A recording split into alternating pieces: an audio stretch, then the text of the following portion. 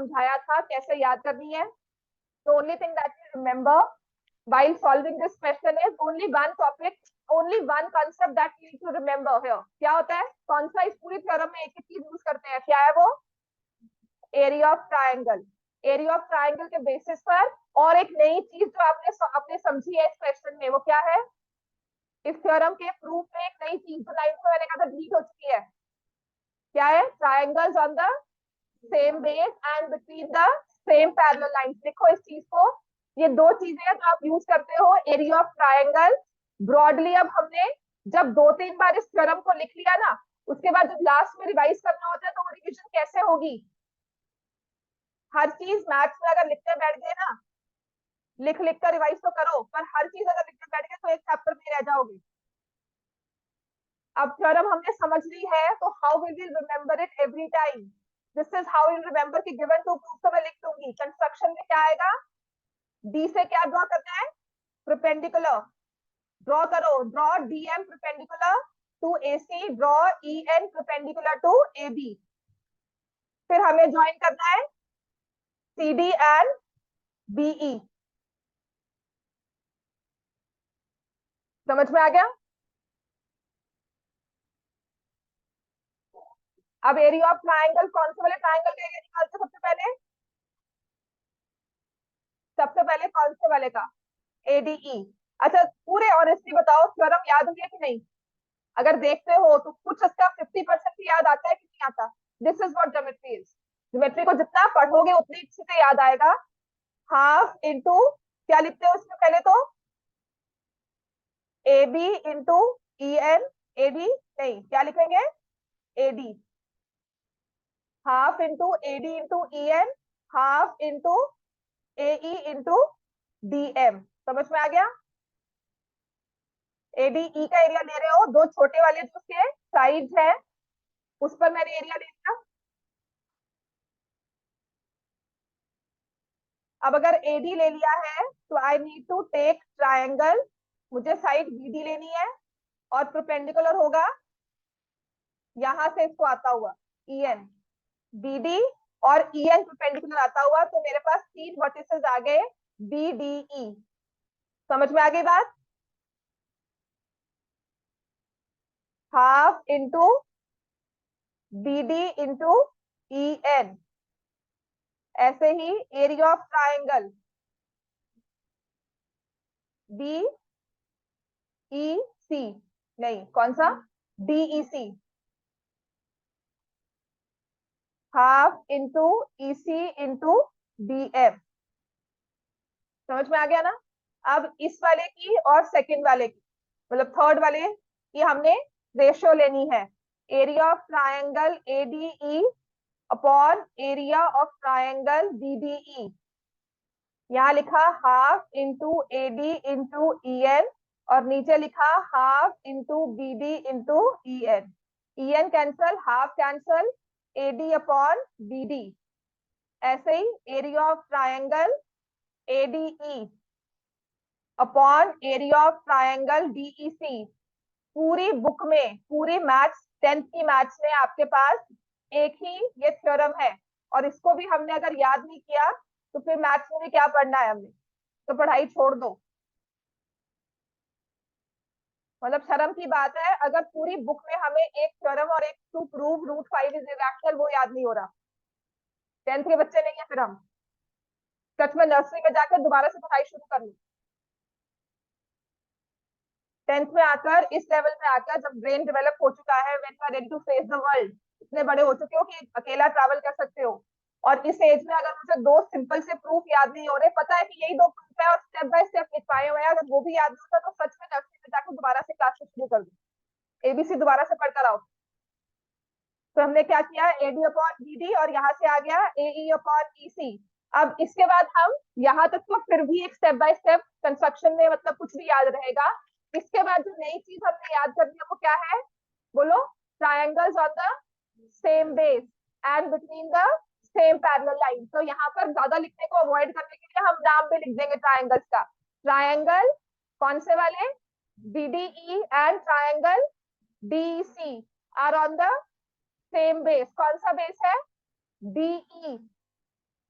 are on same base DE and between same parallel lines. कौन सी वाली? DE and BC. तो क्या होगा? इन दोनों के एरिया सेम होंगे। हमने एरियाज की बात की है, एरियाज को सेम कर दिया। Therefore, area of triangle BDE is equal to area of triangle BEC. और ये 1, ये 2 और ये 3, फ्रॉम 1 to 3। हेंस क्या लिख दोगे? AD upon BD is equal to AE upon EC, hence proved. समझ में आ गई बात? अब तो क्लैरिटी है कि नहीं? कौन एब्सेंट है? एक तो राघव और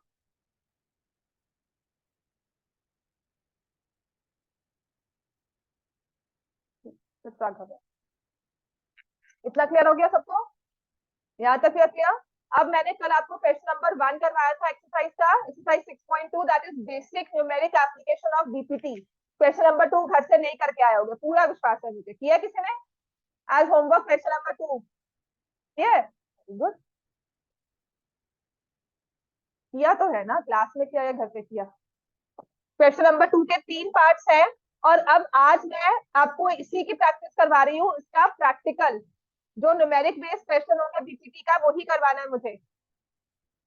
तो थोड़े बहुत एक्स्ट्रा क्वेश्चन होंगे इसमें ना, पहले समझेंगे बीपीटी क्या है, उसके बाद प्रूफ पे आएंगे, उसके बाद क्वेश्चन को प्रूव करना शुरू करेंगे।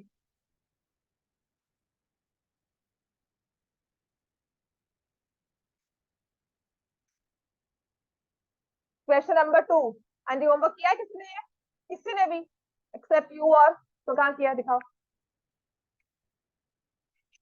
ले दो। आर्यांश तुम्हारा होमवर्क है? अब तो इतनी छुट्टियां एक्सटेंड होगी, अब होमवर्क हो गया कि नहीं? हॉलीडेज होमवर्क क्या अभी भी चल रहा है? हाँ तो फिर ये भी कर लो जो मैंने आपको दिया हुआ है। एपी कोऑर्डिनेट भी दिया हुआ है, कोऑर्डिनेट। हाँ तो कोऑर्डिनेट करना शुरू करो। फिर ये क्वेश्चन के लिए क्वेश्चन नंबर 2 भूल गए थे।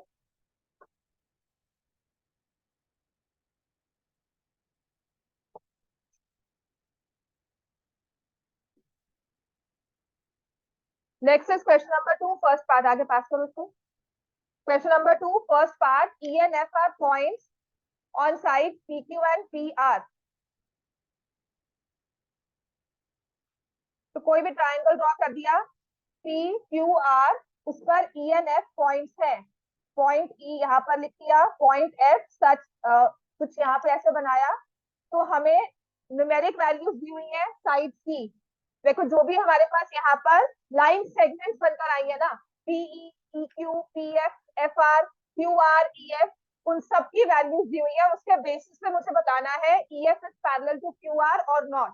तो जो हम कर रहे हैं ना, पहले हम क्या कहते थे कि अगर ई एफ पैरेलल है क्यू आर के, ये गिवन है, तब हमने कहा PE upon E Q is equal to P F upon F are.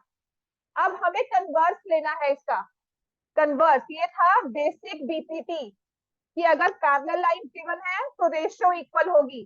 तो अब हमने क्या करना है, हमारे लिए टू प्रूफ है E F is Q R. तो ये होता है by converse of basic proportionality theorem.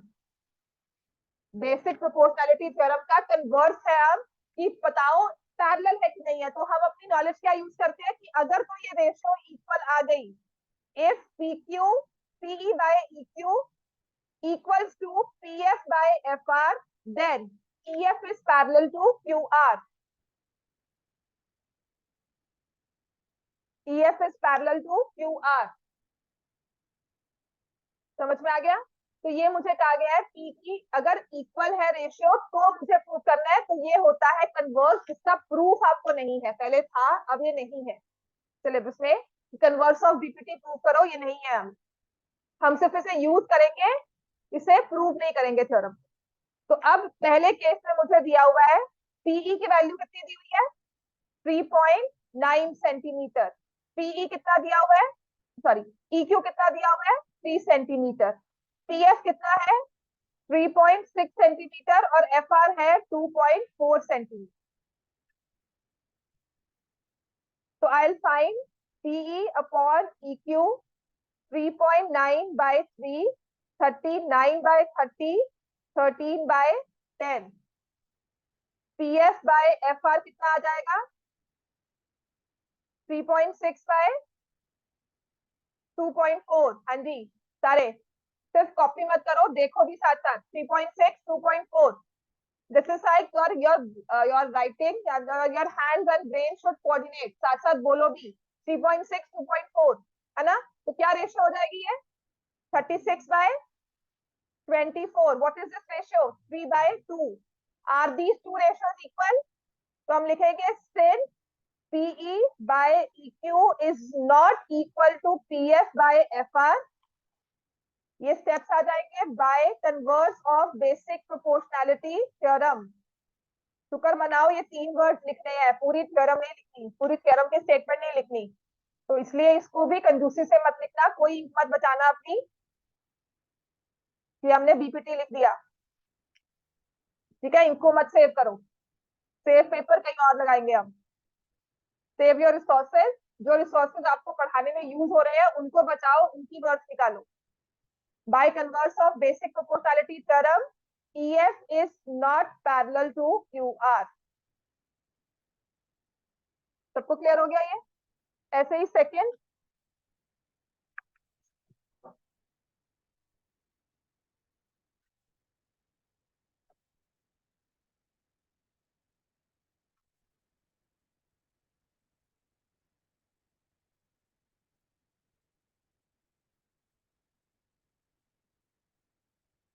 ऐसे ही सेकेंड पार्ट में आ जाओ। लास्ट के 15 मिनट्स लगाऊंगी, जब मैं आपको एपी करवाऊंगी तो हो सकता है वो 6:05 में मैं स्टार्ट करूं। ठीक है, अनदर 5 मिनट्स फॉर द आगे वाली क्लास का ले लूं आपका। ये क्लियर हो गया बच्चों सबको? ठीक है, तो यहाँ से क्वेश्चन चेंज होगा, सेकेंड पार्ट आएगा। अब सिर्फ हमारे नंबर चेंज होंगे, बाकी सब चीज सेम टू सेम है। पीई कितना दिया हुआ है? 4 सेंटीमीटर। क्यूई कितना कितना दिया हुआ है? 4.5 centimetre. PF is 8 centimetre, FR is 9 centimetre. So you'll find the ratio of PE by EQ। कितना बनेगा PE by EQ? 4 upon, बोलो कितना बनेगा? 4 upon 4.5। कितना हो जाता है ये? 8 by 9। एवरीवन 40 by 45 हो गया, 8 by 9। PF by FR कितना दिया हुआ है? 8 by 9। So since PE by EQ is equal to PF by FR, therefore by converse of basic proportionality theorem, EF is parallel to QR।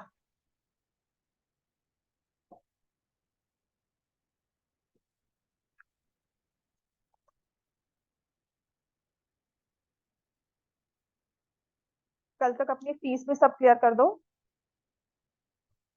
जो रह गए बच्चे। ठीक है, गौतम ने दिया मुझे, दर्पण, कबीर, आरव है सबमिटेड,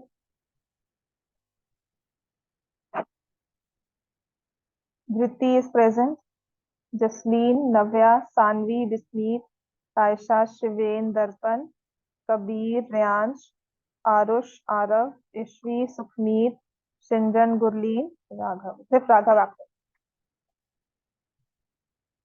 थर्ड पार्ट करो आप। अब थर्ड पार्ट ना, जो कॉम्प्लेक्स वाला मैं कहती थी ना कि इसको ट्विस्ट करना है क्वेश्चन को, सीधे से क्वेश्चन नहीं दिया उसने। अब दिया हुआ PQ, हम तो पीई सोचते हैं कि पीई दिया हुआ चाहिए, हमें PQ दे दिया। कितना दिया हुआ PQ? 1.28 centimetre. What about PR? 2.56 centimetre. PE कितना दिया हुआ है? 0.18। और PF कितना दिया हुआ है? 0.36। तो अभी तक ना मुझे सिर्फ बेसिक प्रोपोर्शनैलिटी आती है, सिमिलैरिटी नहीं आती है ना। तो हम क्या करेंगे? PE है 0.18, तो EQ कितना हो जाएगा? क्या करना चाहिए EQ के लिए? किसको? PQ माइनस पीई, ये बात समझ में आती है सबको? तो मैं यहाँ पे लिखूंगी 1.28 माइनस 0.18, कितना आ जाएगा ये? 1.10। पीएफ कितना दिया हुआ है? 0.36। What about F R? तो कंप्लीट पीआर में से पीएफ माइनस किया। ये समझ में आ रहा है सबको? बिकॉज ये एक चीज है जो आपको आगे ट्रिग्नोमेट्री की एप्लीकेशंस में भी यूज करनी है। This is one problem I have seen, x minus six करना है, सिक्स माइनस एक्स करना है। समझ में आ गया? तो हमें दिया हुआ है ये 2.56 माइनस 0.36, तो ये आ जाएगा 2.2। अब आप रेशियो निकालोगे 0.18 डिवाइड बाय 1.28 एंड ऐसे ही निकालोगे 0.36 डिवाइडेड बाय 2.1.10।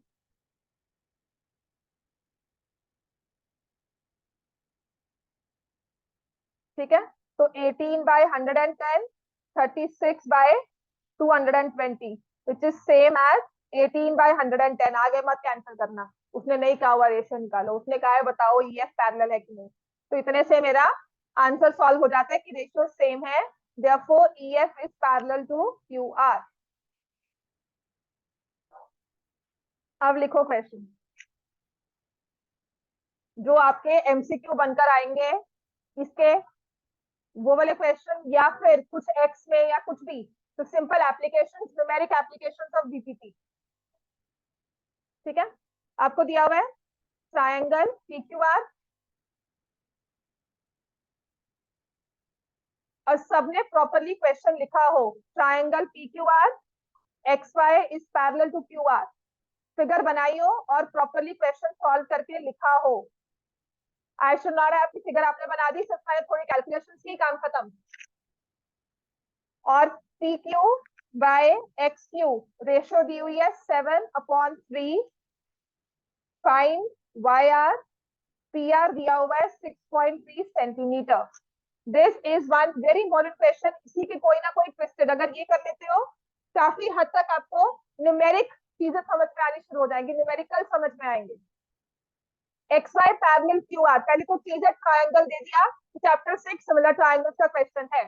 फिर हमें पैरेलल दिया हुआ है X Y parallel Q R, इसका मतलब बेसिक प्रोपोर्शनैलिटी थ्योरम लगा सकते हैं या सिमिलैरिटी, राइट। अब आ जाते हैं, हमें दिया P Q upon X Q, क्या है 7:3। ये कोऑर्डिनेट में भी एक चीज की थी हमने, रेशियो दी हुई है। पी क्यू क्या है, छोटा पार्ट है, बड़ा सबसे बड़ा, पूरा पूरी वाली लाइन सेगमेंट हो गई। हमारी बेसिक प्रोपोर्शनैलिटी थ्योरम क्या कहती है, रेशियो किसकी बनेगी, पैरेलल लाइन कौन सी दी हुई है, X Y Q R. X Y कौन से पॉइंट पर इंटरसेक्ट करती है पी क्यू को, एक्स। तो दो पार्ट बनते हैं ना पी क्यू के, कौन से, तो इनकी रेशियो। समझ में आ गया? जो साइड दो पार्ट्स में डिवाइड हुई है उनको लेना है इकट्ठा। ऐसे ही पी आर के दो पार्ट्स क्या होंगे, पी वाई एंड, समझ में आ गया? बेसिक प्रोपोर्शनैलिटी में ये कहा गया है कि एक साइड दो हिस्सों में डिवाइड हो गई, बड़े छोटे जैसे मर्जी हो, दो हिस्से हो गए, उनकी रेशियो दूसरी साइड में है उनकी वैसे ही रेशियो। अब ये मत करना या तो मैंने पी एक्स ले लिया और एक्स क्यू, पर वहां मेरा मन हुआ मैंने वाई आर बाय कर दिया, ऐसा नहीं करना है। It should always be corresponding. If you are taking P X then the other fraction should have P Y as the numerator. समझ में आया? यहां से कॉमन पॉइंट से स्टार्ट होगा। क्लियर हो गया इतना? चलो ये आ गया हमारे पास। अब P Y, P X by X Q, P Y by Y R. ठीक है, हमें रेशियो दी हुई है P Q by X Q. इसका मतलब क्या है ratio P Q by X Q का,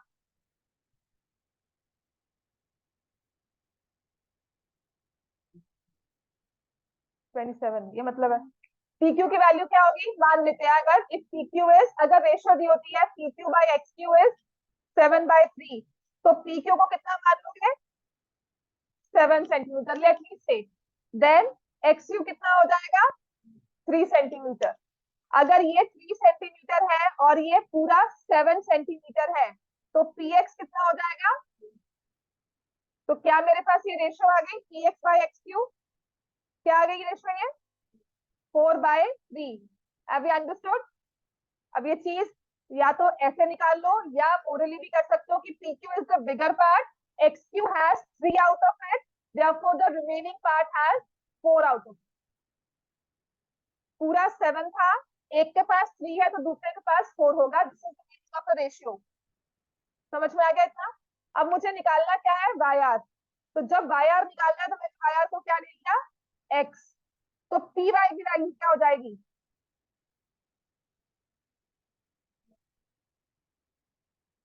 पी आर कितना दिया हुआ है, 6.3 centimetre. So what is P Y, 6.3 minus x.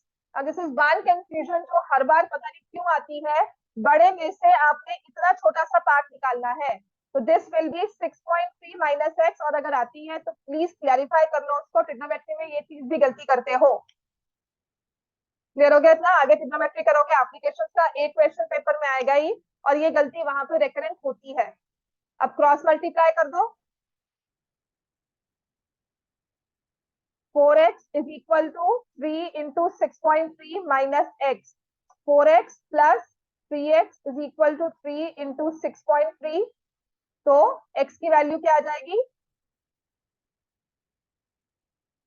2.7 centimetre.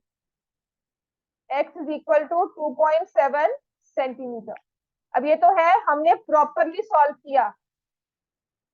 आपको इतना क्लियर ने बता दिया था, P X upon X Q is equal to P Y upon Y R, ये आपके पास आ गया था। यहाँ तक किसी ने नहीं कहा, मतलब अगर नहीं कहा, अगर किया है ऐसे वेल एंड गुड।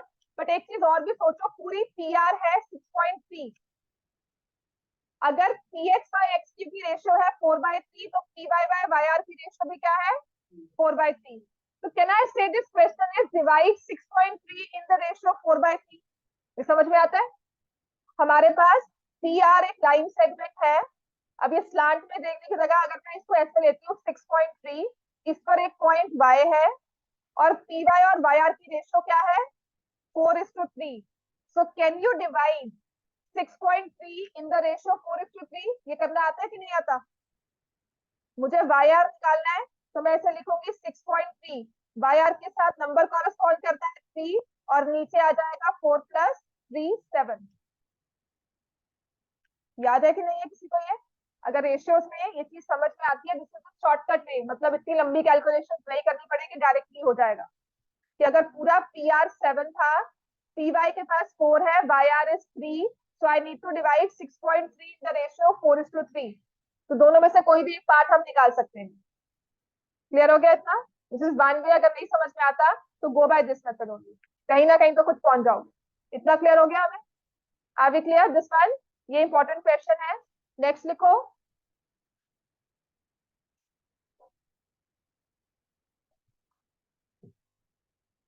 अब इसके 2-3 पार्ट्स होंगे, इनको सॉल्व करना है आपने खुद से। ये है ट्रायंगल हमारे पास एबीसी, डीई पैरेलल है, DE is given parallel to BC, ये गिवन है।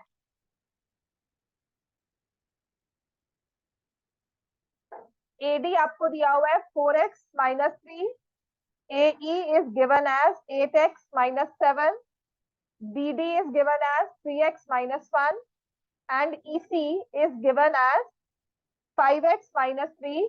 Find the value of x.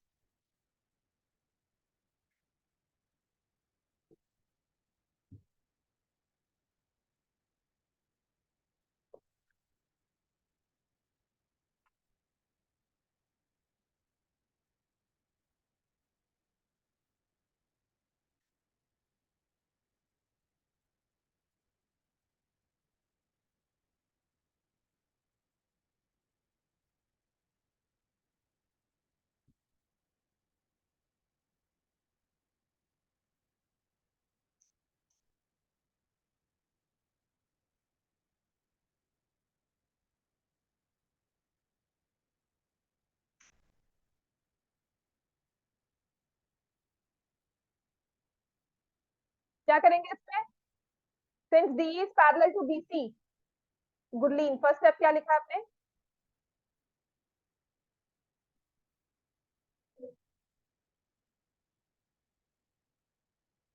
और क्यों इक्वल है ये? क्या लिखोगे क्या लिखोगे यहाँ पे? बाय बेसिक प्रोपोर्शनैलिटी थ्योरम, ठीक है। This is how you will write in the paper. वहां पे ये ओरली नहीं होगा, गिवन नहीं है, यहाँ पे है, हमने थ्योरम का रीजन देना, ठीक है। पेपर में मार्क्स नहीं, वही। तो इसमें आएगा इन ट्राइंगल, अगर ये 2 नंबर का क्वेश्चन है तो मैं लिखूंगी in triangle ABC DE is parallel to BC, so my step now therefore AD upon DB AE upon EC, क्यों? क्योंकि बेसिक प्रोपोर्शनैलिटी थ्योरम ऐसा कहती है, ठीक है। हाँ। अब एडी की वैल्यू दी हुई है।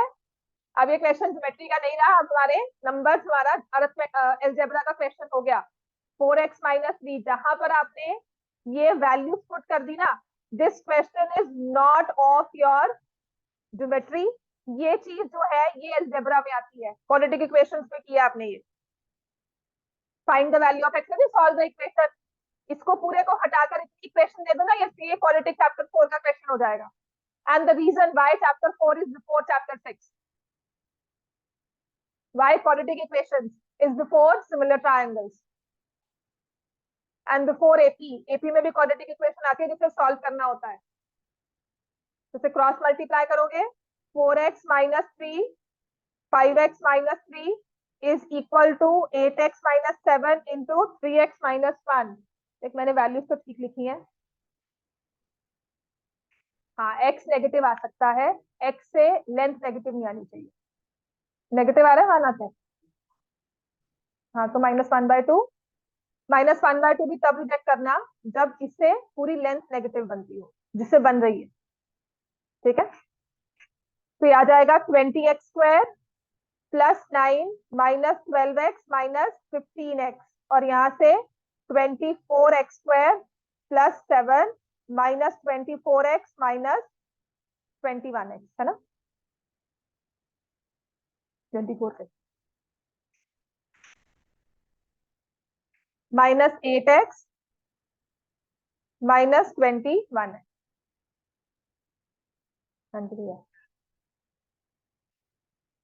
अच्छा, देखो।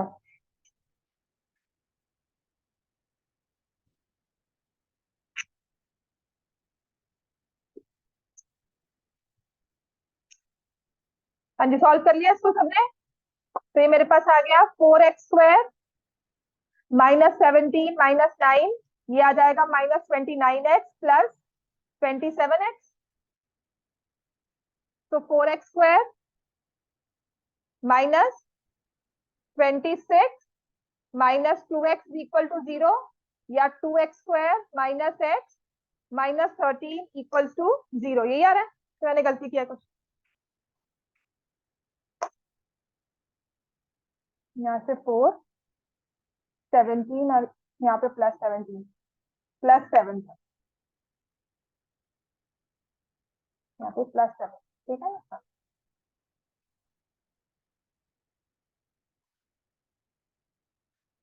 So this is, बंद क्या कर phone, 4x² -2 -2x, which will be 4x² -2x -2 = 0, 2x² -x -1। अब तो सॉल्व हो जाएगी, इक्वेशन भी इजी है ये, है ना। तो x की वैल्यू क्या आती है? -1/2, x की वैल्यू 1।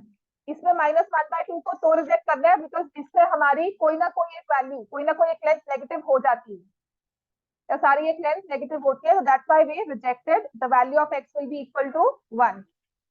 ऐसे नेक्स्ट लिखो, इसी क्वेश्चन में है, फिगर वही है। AD upon DB is equal to 3/5, AC is 4.8, find AE। Solve करो इसको, सेम फिगर है, पैरेलल दिया हुआ है।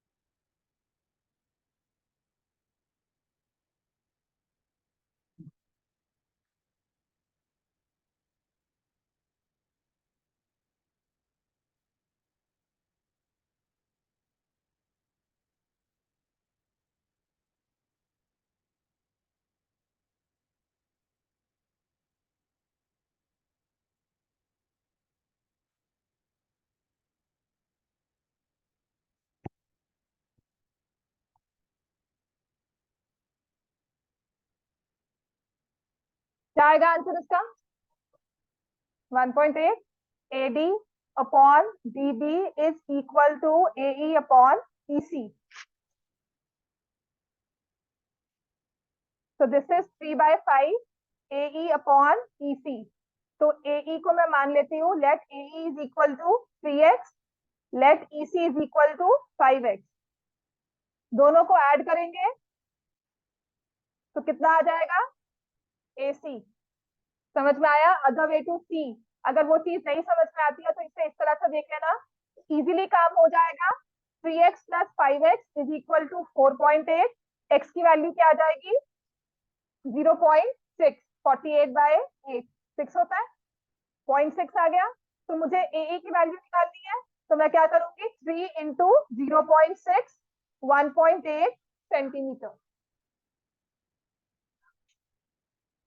इतना समझ में आ गया सबको? नेक्स्ट लिखो.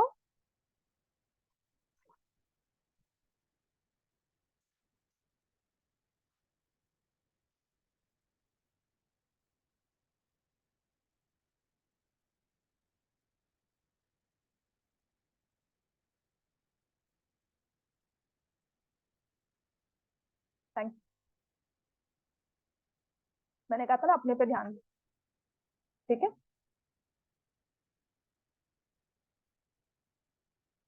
क्योंकि मुझे बाहर निकालना भी आता है, और जो तुम्हारा ये बोलना है ना 5-5 हो गए टाइम, मैं तुम्हारे सारे फिर मैं जब निकालने पे आई ना टाइम कि 5-5 हो गए, अब ये 6-5 हो गए, तो सच में कह रही हूँ, फिर देखते रहोगे यहाँ का, फिर देखोगे मैम ने क्या बोल दिया. तो बदतमीजी उतनी किया करो जितनी मैं बर्दाश्त करूँ, और स्मार्टनेस उतनी दिखाओ जिसमें मार्क्स आए. समझ में आए? And go out. निकल बाहर आज. तू आज निकलेगा बाहर, सारे ठीक हो जाएंगे. आउट.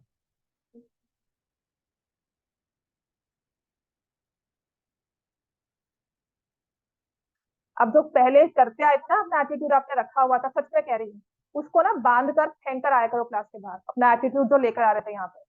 सच में कह रही हूँ, मैंने बाहर ही निकालने हैं. और अगर फीस दी हुई है ना, फीस के साथ बाहर भेजूंगी. जाओ बाहर निकलो.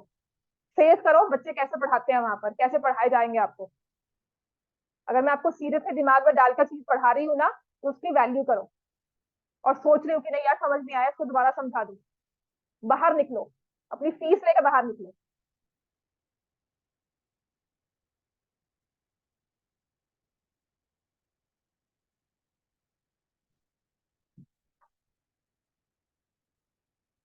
पढ़ाई के टाइम पे सिर्फ पढ़ाई करना, सिर्फ क्वेश्चन पे कॉन्सेंट्रेट करके समझ के जाओ.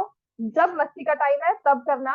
और जब मैं समझा रही हूँ तो अपनी ये फालतू की बातें सच में कह रही हूँ, इन सब चीजों को बाहर रखना. इमाम 6-5 हो गए, 6-10 हो गए, मुझे भी टाइम दिख रहा है.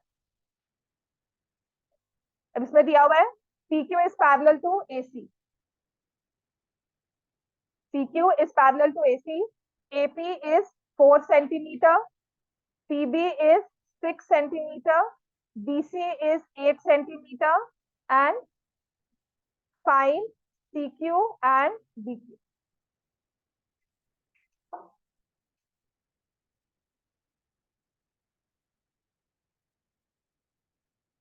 तो हमेशा ज्योमेट्री के क्वेश्चन में पहले तो फिगर ड्रॉ करनी है. और जो ये AP और PB दिया हुआ है ना, कुछ मत करना. जहां पर दिया हुआ है वहां पर साथ साथ लिख लो. ये कंफ्यूजन माइंड की क्लियर करेगा. कभी भी ये सोचने बैठोगे नहीं कि कहाँ से PB आ गया, क्या AP आ गया. जब दिमाग में उसे 36 क्वेश्चन करने होते हैं ना, और ये फिगर दे दी जाए समझ में नहीं आता, या लास्ट के 10 मिनट को और ये फिगर दी जाए नहीं समझ में आएगा, दिमाग बिल्कुल ब्लैंक हो जाता है. तो उस केस में अपने दिमाग को वर्किंग में कैसे लेके आना है, अपनी फिगर ड्रॉ करो, फिगर के ऊपर नंबर लिख दो. इमीडिएटली माइंड में क्लैरिटी आ जाती है. ठीक है. और BC जो है वो कंप्लीट दिया हुआ है 8 सेंटीमीटर. BC दिया हुआ है कंप्लीट 8 सेंटीमीटर. समझ में आ गई बात ये? तो उसने कहा है CQ और BQ निकालो क्या होगा. तो क्या रेशियो आ जाएगी BQ और CQ? 4 और 6 दिया हुआ है, तो मैं क्या लिखूंगी? AP upon PB. अगर मैंने AP पार्ट लिखा है तो बिल्कुल इसके साथ वाला पार्ट कौन सा है? CQ upon BQ. और I will say BP upon AP. पर वहां से फिर लिखूंगी BQ अपॉन CQ. कॉरस्पॉन्डिंगली लिखना आ गया. समझ में आ गई बात कि अगर मैंने यहाँ से बी स्टार्ट किया है, बी या स्टार्टिंग पॉइंट, तो दूसरी साइड में भी बी वाला स्टार्टिंग पॉइंट ही लिया है. If I have taken BP, then I'll take BQ. But if I have taken AP, then I'll take CQ in the other fractions numerator. समझ में आ गई बात है. BP upon AP, BQ upon CQ, ये आ गया ना, राइट. उसके बाद अब मुझे बताना है इसकी वैल्यू क्या है. तो BP आपको दिया हुआ है 6, AP दिया हुआ है 4, तो BQ बाय CQ रेशो क्या आ गई, 3:2. तो अब 8 को 3:2 की रेशो में डिवाइड करना है. ये 3 पार्ट्स है और ये 2 पार्ट्स है. बड़े के साथ बड़ा नंबर आएगा, छोटे वाले के साथ छोटा नंबर. ठीक है. सो 8 into 3/5, 8 into 2/5, 24/5 is 4.8 centimetre, 16/5 is 3.2 centimetre. समझ में आ गया इतना सबको. हाँ. कुछ नहीं करना, ठीक है ना. तुमने 3:2 की रेशो निकाल ली. ये ना फिर प्रैक्टिस आता है. नहीं समझ में आ रहा ना, तो इन दोनों पार्ट्स को ना बच्चे ऐसे ले ले. बीके को ले ले 3x और इसको ले ले 2x. ये समझ में आएगा. फिर तुम कह रही हो 3x plus 2x is 8 centimetre. ये समझ में आ गया. 5x is 8 centimetre. x की वैल्यू क्या आ गई. तो अब हमने BQ निकालना था, इसको मैंने 3x लिया था, तो 3 इंटू 8/5. ठीक है ना. ये समझ में आ गया सबको, राइट. अब आओ AP में कहां तक किया था हमने. कौन सा क्वेश्चन लास्ट किया था.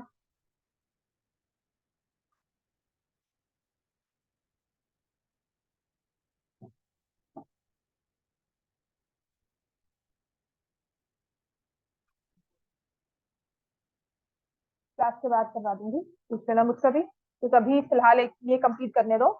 क्वेश्चन नंबर 5 तक मैंने करवाया था. 3 टर्म 5 करवा दिया था ना. 3 टर्म्स ऑफ AP करवाया था मैंने. बहुत जरूरी है ये चीज को समझना. मैं फिर से रिपीट करती हूँ. When we take 3 terms in AP, मैंने आपको कहा था आप ये 3 टर्म्स लो.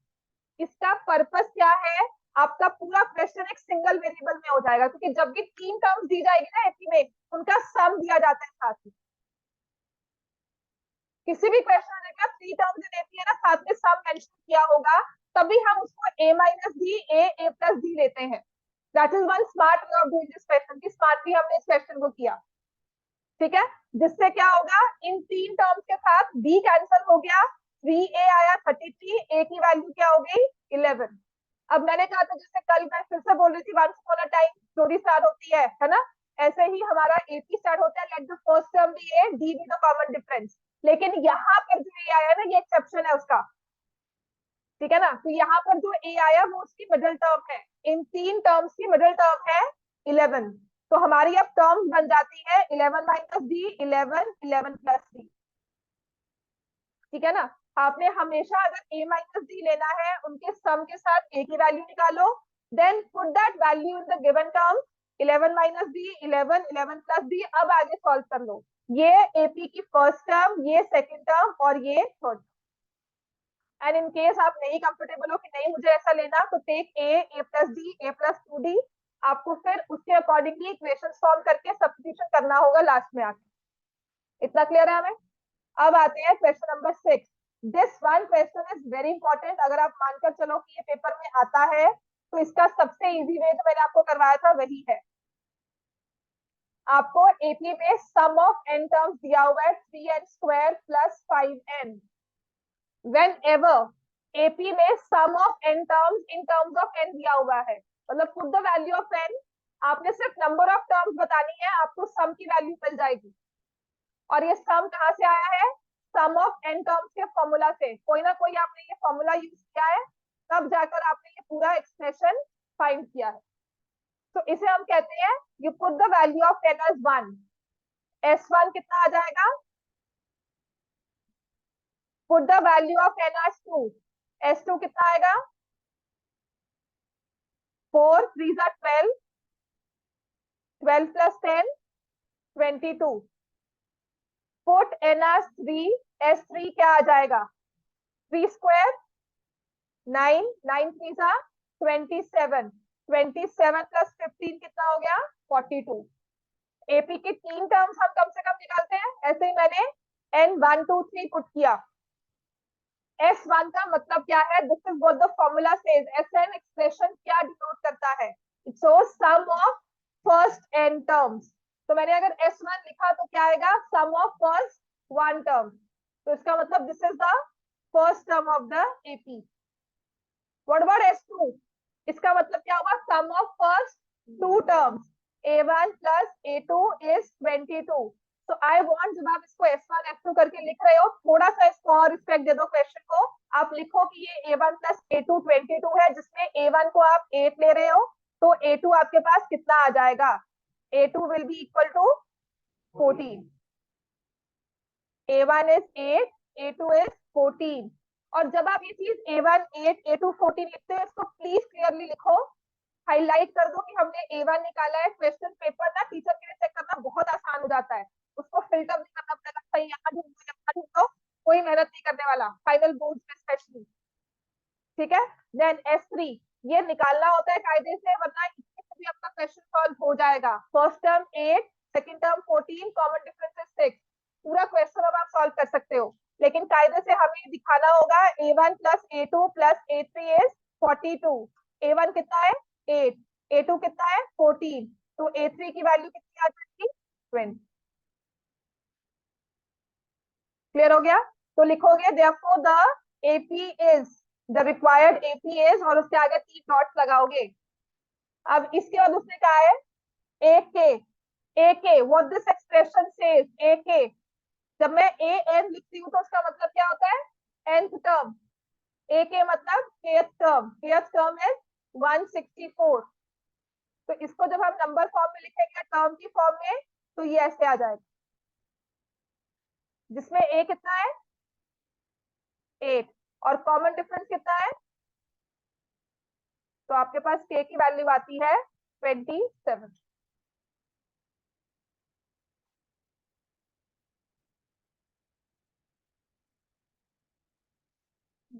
आ रहा?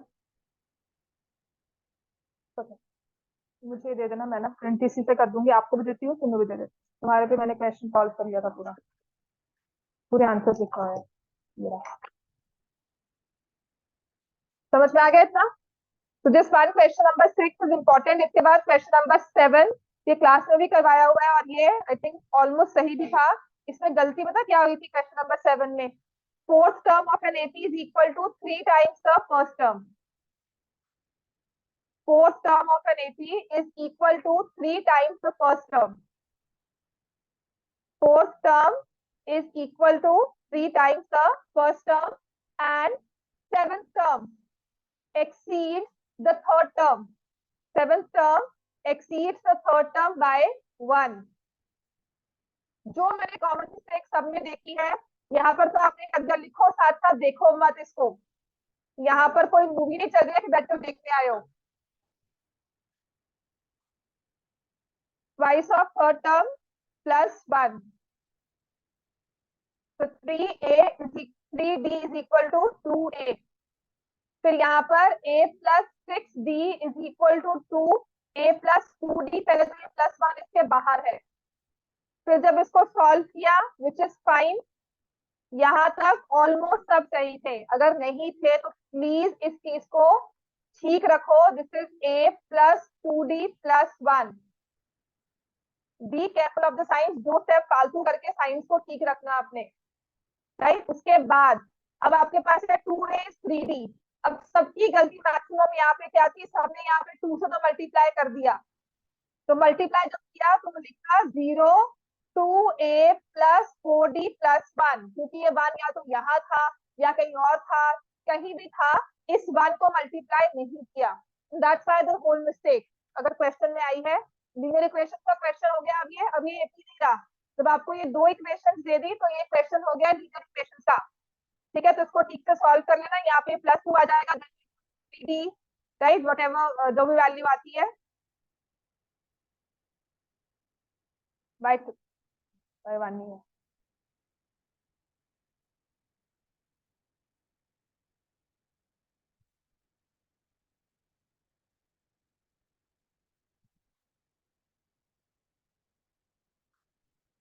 तो गलती ये हुई है इसमें, मैंने जो लिखी इक्वेशन a -2d+1, ठीक है ना, ये यहाँ पर लेकर गई, माइनस आएगा, आपने इसे मल्टीप्लाई किया 0 से, तो ये पूरी इक्वेशन हो जाएगी 0 2a -4d+2। तो now you will put 2a को मैंने 3d पुट किया यहाँ पे, -4d+2, d की वैल्यू आ जाएगी 2, और उससे a की वैल्यू आ जाएगी 3। आपको एपी फॉर्म करनी है तो आप लिखोगे 3 5 7 and then dots. Question 8 maximum सबका सही था। क्वेश्चन 9 पे आ जाओ। क्वेश्चन 20 पर गलती अगर हुई है ना, तो आपने उसको 6√3 लिखा, 7√3 लिखा, 5√3 लिखा, उसको आपको मल्टीप्लाई भी करना होगा अंदर, क्योंकि ये टर्म सिंप्लीफाई करके नहीं लिखी गई है। इसके बाद आप लिखोगे √108, 6 3 36 3 49 3 147, ठीक है, 64 3 190। तो इस तरह से टर्म्स लिखोगे, अदर नंबर अगर कटा होगा तो उसी चीज का है, अदरवाइज ये क्वेश्चन और ये ऑलमोस्ट सबका सही था। Next is question number 9। इसमें सिर्फ इतना कहा गया है, एक एपी में if it talks of A17, किसी भी एपी में अगर A17 कहा गया है ना, that expression is for the 17th term starting from beginning. A17 means 17th term from beginning. तो सबने इसको रिवर्स में निकाला हुआ था। आपकी एपी बनती है 5 8 11 14 सो ऑन टिल 152। देखो जब आपने रिवर्स एपी करके फ्रॉम द लास्ट कहा ना, तो उसके लिए कोई भी हमारे पास एक्सप्रेशन नहीं था, उसको मैंने ए उल्टा करके या बी करके भी मैंने कुछ शो कर दिया कि वो दैट मींस B14 या B10 निकालो। हमने कहा 10th term from the last, but when I am talking of A17 that means जो एपी आपने बिगिनिंग से लिया हुआ है, जो आपको दिया है उसकी 17th टर्म। तो यहाँ पर आप A17 कैसे निकालोगे, 5 + 16 × 3, समझ में आ गया, 5 + 48 विच इज इक्वल टू 53। अब आपने करनी है 18th टर्म फ्रॉम लास्ट। आपने ना क्वेश्चन में ये हेडिंग दिया करो, 18th टर्म फ्रॉम लास्ट, उसके बाद लिख दो रिवर्स एपी। 152 से स्टार्ट किया, नेक्स्ट टर्म यहाँ पे क्या आनी चाहिए 149, सो ऑन, लास्ट में क्या लिख दोगे 5, जिसमें फर्स्ट टर्म क्या होगी 152। अगर कॉमन डिफरेंस यहाँ पे प्लस का था ओरिजिनल में, तो रिवर्स में क्या हो जाएगा -3। गलती ये भी हुई है, यहाँ -3 नहीं लिया, right. So 18th term from last लिखोगे, 18th term from last is equal to 152 + 17 × -3, क्या आ जाएगा। बस अगर ये दोनों क्वेश्चंस अगर यहाँ तक आपने टर्म सही निकाल ली, उसने अब कहा है दोनों का सम निकालो, तो रिक्वायर्ड सम इज 53 + 101, कितना आ जाएगा आंसर 154। क्लियर हो गया इतना, ठीक है। अब ये टेस्ट पूरा कंप्लीट चाहिए मुझे।